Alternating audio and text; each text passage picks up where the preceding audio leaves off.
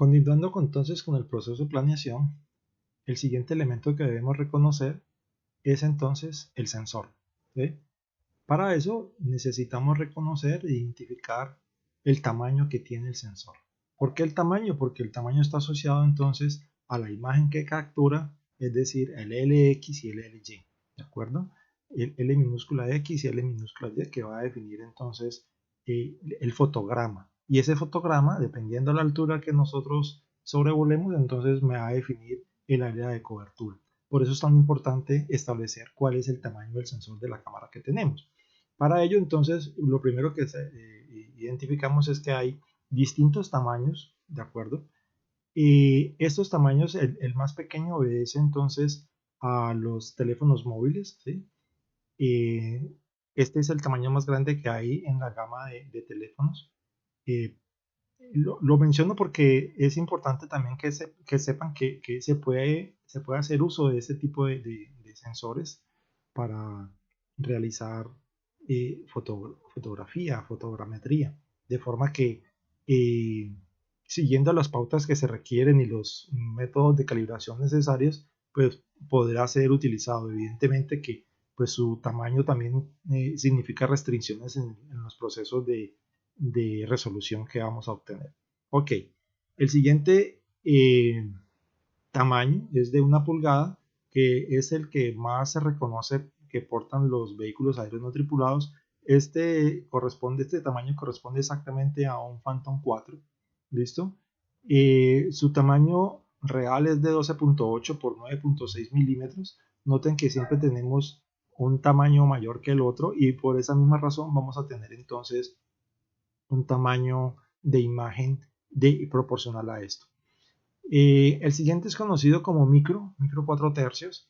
Es para cámaras reflex, que son intercambiables los lentes y se puede tener, digámoslo, algún tipo de aprovechamiento sobre ese intercambio de lentes. Pero digamos que lo que más nos interesa aquí es su tamaño. Entonces tenemos un tamaño de 17 por 13 milímetros, ¿de acuerdo? Estas ya son marcas convencionales, Sony, Nikon, Canon, a las marcas convencionales que portan este tipo de sensor. Enseguida tenemos entonces el formato APS-C. Este formato se le conoce como para cámaras para aficionados. Generalmente lo asocian o digamos que en el mercado lo se conoce como cámaras semiprofesionales. Su sensor tiene un tamaño de 23.6 por 15.6 milímetros. Es un buen formato y también es aprovechable entonces en vehículos aéreos no tripulados que tienen, digámoslo, una mayor envergadura que estos equipos comerciales que conocemos. Posteriormente viene lo que se conoce como el formato completo full frame. Este formato completo es como el término de referencia para, para los sensores de cámaras digitales. Este ya se identifica como una cámara profesional y digamos que de igual manera, así como tiene un buen tamaño, se conoce como 35 milímetros, es un buen tamaño, pues igualmente su costo es bastante elevado. Y las consideraciones para portarlo sobre vehículos aéreos no tripulados hace que su costo pues limite ese tipo de operaciones. Y finalmente tenemos el formato medio que es para cámaras, digámoslo, de uso exclusivo. Generalmente se utilizan en cine y actividades de fotografía profesional. Sin embargo, es conveniente también identificarlo porque en algún momento puede ser utilizado para este tipo de operaciones. Su formato es de 53 por 40.2 milímetros, es un formato grande. Dentro de la gama de los sensores, digámoslo, no profesionales o de formato medio, este es el valor más grande. ¿Listo? Y de esa misma manera, entonces vean ustedes que de esa misma manera se produce la imagen. Es decir, vamos a tener un lado más largo que otro lado. ¿De acuerdo? Por eso era tan importante que lo identificáramos en las primeras ecuaciones LX y LY, L minúscula X y L minúscula Y, porque son, digamos, los lados del sensor que me van a generar los lados de la imagen. ¿Ok? Muy bien. En el sensor, ya pasando, ya dejando de lado el sensor, avanzando sobre el dispositivo que es la cámara, entonces tenemos que hacer algunas consideraciones especiales. Y es que estas cámaras, si bien no son métricas, no son hechas para tomar medidas con los resultados de ella, se requiere entonces aplicarle correcciones a sus lentes y a sus componentes. La primera distorsión que se presenta o que se identifica es la distorsión radial simétrica. Esta es una distorsión que ocurre en cualquier tipo de cámaras, sean métricas o no métricas. Estas distorsiones se presentan porque las lentes son cóncavas y de esa manera al pasar la luz a través de las lentes, pues va a tener una distorsión. Ahora se le llama simétrica es porque si las lentes son perfectamente organizadas, pues esa distorsión va a ser radial, ¿sí? Se va a acrecentar a la medida en que se aleja del centro.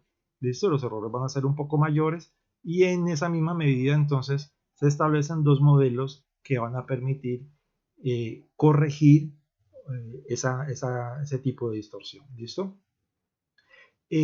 Para ello entonces se calculan o se deben identificar los parámetros K1, K2 y K3, que son los parámetros de distorsión radial. Esos parámetros se pueden obtener haciendo las pruebas de corrección de las imágenes. El otro elemento que se necesita establecer entonces son las diferenciales en X y en Y. ¿Sí? Esas diferenciales son las que me permiten establecer entonces qué tanto se ha desplazado un rayo de luz que entra por esa lente. ¿Listo? Una vez determinados los desplazamientos en X y en Y, es factible entonces calcular el valor de R, ¿listo? Que va a permitir entonces obtener la distorsión radial simétrica en X y en Y, ¿sí? Con estos valores de distorsión radial simétrica entonces se corrige la aberración de las lentes. Ok. Otro elemento que es importante en la cámara son las distorsiones que no son simétricas, ¿verdad? Las distorsiones de descentrado, ¿sí? Que esa distorsión está compuesta por dos tipos de distorsiones.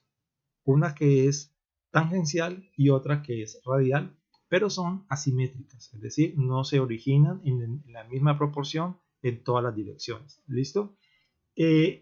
Esta distorsión de descentrado es originada naturalmente porque hay una falta de alineación de los ejes ópticos de las lentes, ¿sí? Y esa falta de alineación genera entonces un descentrado. ¿Listo? No están perfectamente alineados los ejes el eje central de las lentes, ¿sí? Y esa descentrado entonces distorsiona la imagen. Ahora, se requiere entonces determinar los parámetros de distorsión radial asimétrica, que serían P1 y P2, ¿de acuerdo? Aquí hay un error. Y este valor de R fue obtenido previamente, que es a partir de los desplazamientos en X y en Y que se ocurren con las lentes y que entraría aquí. Los valores de X y de Y que serán los de desplazamiento, entonces fueron obtenidos previamente, ¿de acuerdo? Reconociendo el punto original y el desplazamiento que debería tener o que tiene ese punto. ¿Listo? Ese desplazamiento ocasionado por la aberración de la lente. De esa manera entonces se puede determinar la distorsión de descentrado en X, perdón, y en Y. ¿Listo? Con esos parámetros ya tenemos entonces 4 parámetros para asociarle a la cámara, a la corrección de la cámara. Posteriormente viene entonces el desplazamiento del punto principal. ¿Listo? Es decir, no está alineado perfectamente los ejes de coordenadas del sistema de la imagen. ¿Listo? La imagen tiene unos ejes de coordenadas X y Y ese cruce de esos dos ejes genera el punto principal que no está perfectamente alineado con los ejes de la cámara. ¿Ok? Entonces, para ello se requieren definir o establecer los parámetros de afinidad A y B, que serían los dos parámetros que se obtienen. A partir de esos dos parámetros de afinidad, entonces se pueden establecer el desplazamiento del punto principal tanto en X como en Y. ¿De acuerdo? Muy bien. ¿Cuál es el procedimiento que se aplica para obtener estas correcciones? Bueno, generalmente lo que se hace es establecer un marco o un patrón y con ese patrón tomarle fotos con la cámara para identificar, digámoslo, las distorsiones que se presentan, los tres tipos de distorsiones que se presentan. ¿Listo? De desplazamiento del punto principal, de descentrado y de aberración de las lentes. ¿Listo? Con esos parámetros y con esas fotografías se pueden definir claramente los parámetros. Ahora, existen diferentes, digámoslo, métodos o modelos para hacer esta corrección. Esta corrección, como ustedes pueden observar, corresponde a una corrección geométrica de la imagen. ¿Listo? Estamos hablando solamente de las lentes y de la disposición de las lentes para generar una fidelidad sobre el objeto que estamos obteniendo. Y esa corrección se debe realizar, y de hecho se realiza no solamente en las cámaras no métricas, sino también en las métricas, porque también, digámoslo, son hechos con lentes que van a generar aberraciones. El proceso de fabricación y el proceso de operación de las cámaras pues genera unos desplazamientos de punto principal o genera entonces unas distorsiones de descentrado, ¿de acuerdo? Entonces estos tres, digámoslo, procesos para calibrar la imagen se puede realizar con las cámaras no métricas. El proceso es tener un tablero o una superficie que esté, puede ser con un tablero aproximadamente como de ajedrez, cuadros negros y blancos, que estén perfectamente regulados.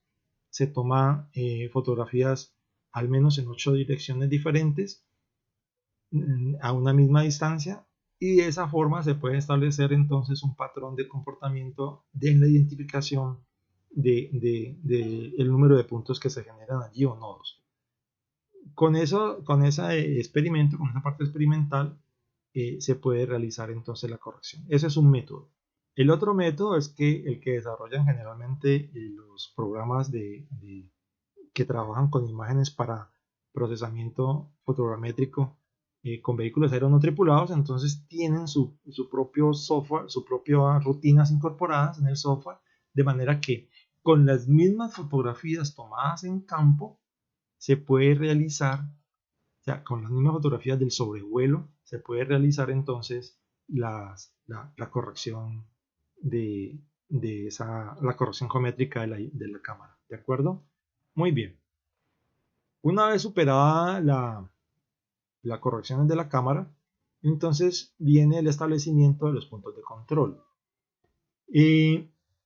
No pueden olvidar que este proceso es previo a la toma de las imágenes y puede ser bastante anterior, es decir, puede ser en el mismo día si el trabajo es pequeño, ¿sí? Y lo único que hacemos es establecer 3 puntos o 4 puntos y para un predio pequeño. Pero si estamos hablando de grandes extensiones, pues muy probablemente se va a requerir hacerlo con bastante anticipación, de forma que se planee previamente el número de puntos, la distribución de esos puntos y la localización de esos puntos, ¿de acuerdo? Esa es una característica que tiene que cumplir los puntos de control. Debe ser un número determinado, que estén distribuidos de manera adecuada y que sean identificables en las imágenes, ¿de acuerdo? Para eso, lo que generalmente se hace es que se establece en campo unos hitos o unos puntos identificables. En caso que no sea posible, vamos a suponer que estamos en una llanura o que estamos en un cultivo, entonces es necesario establecer unas marcas en el terreno que serían definidas previamente. Una vez definido el GSD, ¿sí? O sea, el tamaño de representación del píxel en el terreno, debemos entonces tener al menos una marca que sea al menos mayor que 4 de esos píxeles. ¿Listo? Entonces esas marcas se colocan en el terreno, se toman los valores de coordenada con sistemas de posicionamiento global, de forma que se defina perfectamente el valor de coordenada de cada uno de estos puntos de control.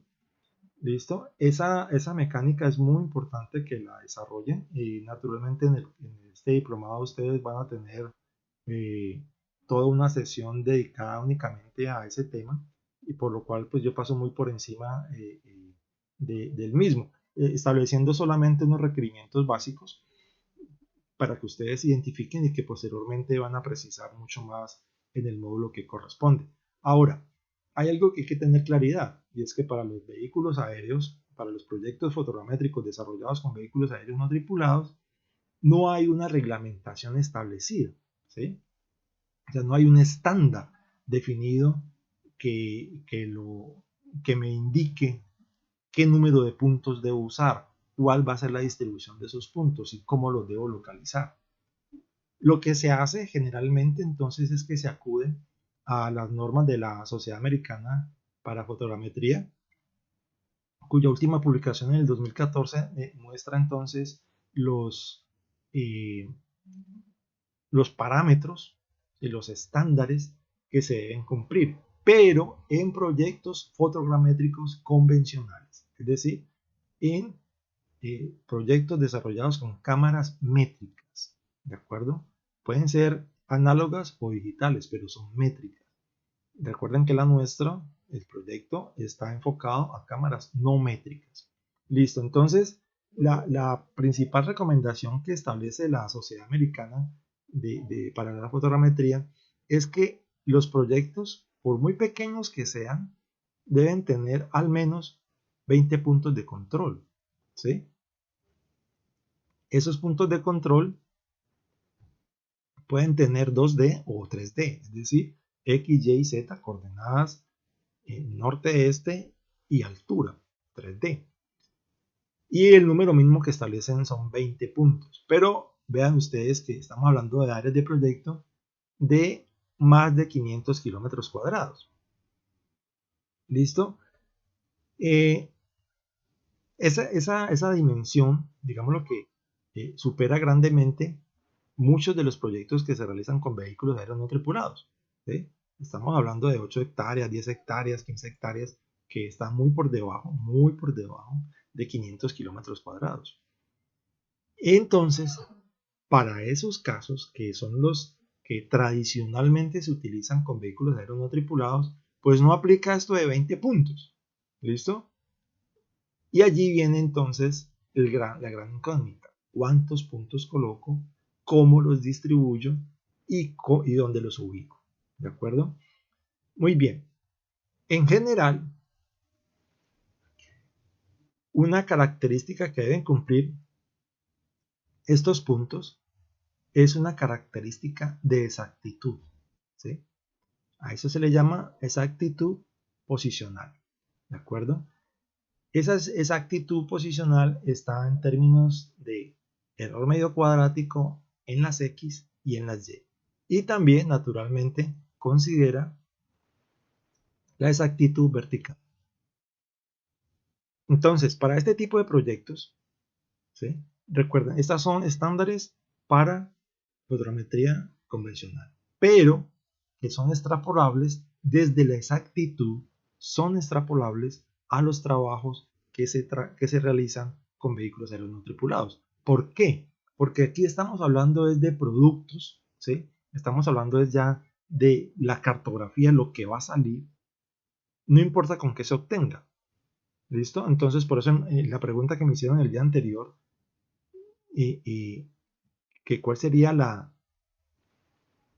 precisión que se debe tener, pues la precisión es la misma, porque los productos que va a obtener o que va a entregar son productos cartográficos, ¿sí?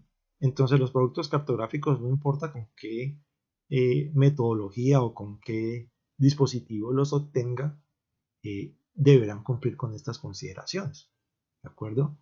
Las consideraciones que tuvo la Sociedad Americana de Fotogrametría y Sensoramiento Remoto. Ahora, aparecen entonces definidos los errores medios cuadráticos en X y en Y en centímetros, ¿sí? Y el nivel de confianza, el 95% de exactitud, tanto horizontal como vertical. ¿Listo? Se establece entonces también un valor aproximado de GSD para cada una de estas clases. Ahora, esas clases antes se asociaban a la escala, ¿sí? Esto era los estándares que tenía la misma sociedad en 1990 que fueron publicados, estaban asociados entonces era a la escala. En este momento, lo que rige es que se debe tener en consideración es el error medio cuadrático. Ahora, hay un trabajo que ya está hecho que se define, yo tengo, bien sea para X o para Y, 2.5 centímetros de error de tolerancia para escalas aproximadamente de 1 a 100.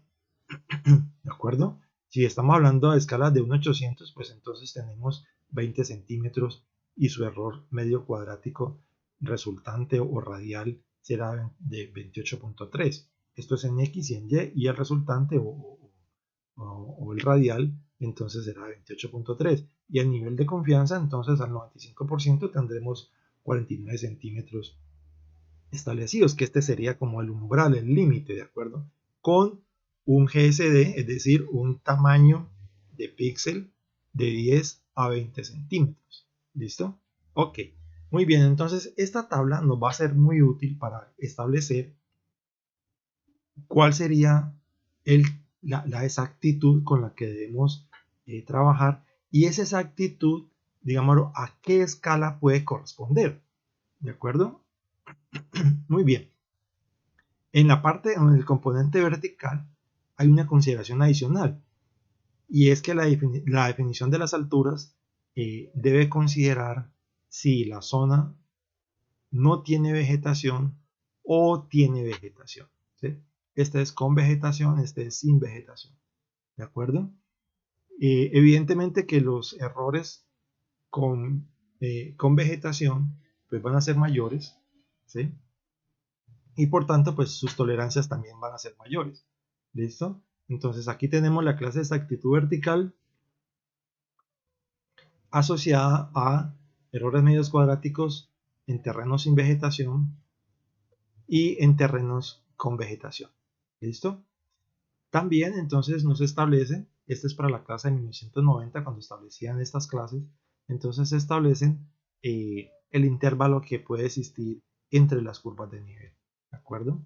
Muy bien. Pues con estos dos, digámoslo, tablas y con estos dos test es que se pueden asociar los errores que se obtienen en los productos generados con fotografías tomadas con vehículos aéreos no tripulados. ¿De acuerdo? Muy bien.